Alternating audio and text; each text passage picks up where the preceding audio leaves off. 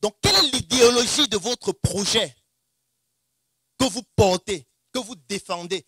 Qui sera le socle de votre communauté? Une communauté se bâtit sur une idéologie. Et j'aime toujours dire quelque chose.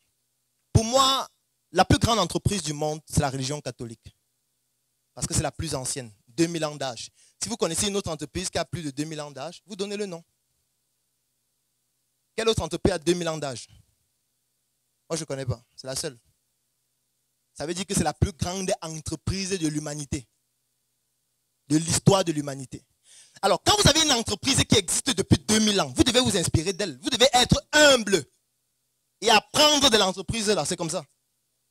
Parce que l'entreprise a réussi ce qu'aucune autre entreprise n'a réussi à faire jusqu'à aujourd'hui. C'est-à-dire exister depuis 2000 ans. Alors, qu'est-ce qui a permis à la religion catholique, la plus grande entreprise du monde, qui a plus de 2000 membres, 2 milliards de membres, pardon, d'exister jusqu'à aujourd'hui? C'est l'idéologie. C'est la communauté. On a une idéologie. On a un sauveur. On a des commandements à respecter. On a le diable. Est-ce que vous savez que si on enlève le diable dans l'idéologie, ça disparaît? Vous vous imaginez si on dit que le diable n'existe plus? C'est que ça va. En fait, ça sert alors à quoi maintenant d'aller à l'église s'il n'y a plus le diable? Ça sert à quoi d'avoir peur de pécher si on dit que le diable n'est plus là? En fait, si on dit que le diable n'est plus là, l'idéologie de l'église disparaît. C'est pour ça que dans toute idéologie, il faut toujours un ennemi invincible. Parce qu'il doit être invincible, c'est très important. Je n'ai pas dit un ennemi, j'ai dit un ennemi invincible. Parce que quand je dis que si mon idéologie c'est de lutter contre les importations au Cameroun, c'est une idéologie invincible. Parce que mon ennemi est invincible. Parce que ça ne va jamais s'arrêter. Les importations, jamais. Donc ça veut dire que mon combat aussi ne va jamais s'arrêter. Ça veut donc dire que mon entreprise a plus de probabilité de vivre et de résister pendant toute l'humanité. Ça c'est de un. De deux, quand on analyse la communauté et l'idéologie religieuse, on se rend compte que on enseigne l'idéologie.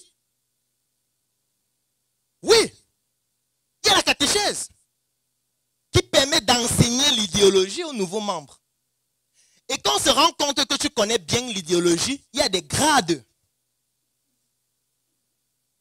Quand tu nais d'abord, tes parents te baptisent. Quand tu atteins un certain niveau, tu vas à la catéchèse, on t'enseigne l'idéologie. Avec le livre idéologique qui s'appelle la Bible. Quand tu franchis un premier niveau, tu as ta première communion. On organise une cérémonie pour célébrer ceux qui sont passés à un niveau supérieur. Après la première communion, il y a la confirmation. On célèbre encore ceux qui sont passés au niveau supérieur. Après la confirmation, il y a même encore des catégories dans le mouvement. Tu peux devenir servant de messe, tu peux devenir lecteur, tu peux devenir choriste, tu peux faire une carrière dans la communauté jusqu'à mourir. Tu peux devenir prêtre et même pour ça, il y a encore une école pour te former à l'idéologie, pour transmettre l'idéologie aux autres fidèles. Ce n'est pas que tu te lèves un matin, tu deviens prêtre, non. Tu pars, on t'apprend l'idéologie pour devenir prêtre. Ou on t'enseigne d'autres choses encore plus pointues. On s'habille d'une certaine façon. La messe a un canevas. Tu ne donnes pas la messe comme tu veux. Non. Il y a le plan de la messe dans tout le monde entier, c'est le même plan, juste que les langues changent. On adapte l'idéologie par rapport à l'environnement. On va traduire la Bible en Menzumba. On va traduire la Bible en Douala.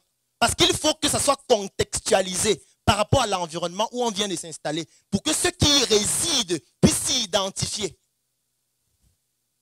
En fait, si vous ne vous inspirez pas de ça, vous croyez que vous allez résister longtemps comment? En fait, on doit s'asseoir et apprendre de l'église catholique en étant humble. Parce qu'il n'y a personne qui a fait mieux que personne.